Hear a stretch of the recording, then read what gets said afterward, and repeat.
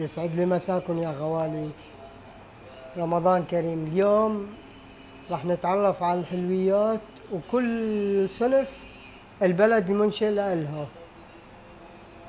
عندي طبعا القطايف معروفة لسوريا، وبلح الشام والعوامة كمان برضو لسوريا.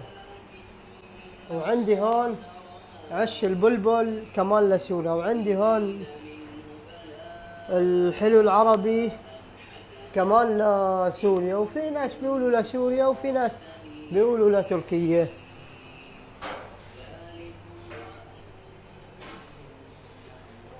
وهون عندي كنافة غزاوية لفلسطين. وهون عندي الهريسة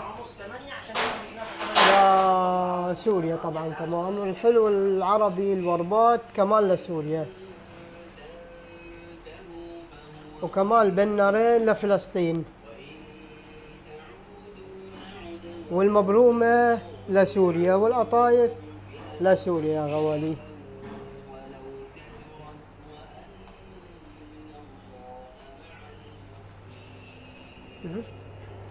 وهاي عندي هون نابلسية لنابلس بفلسطين.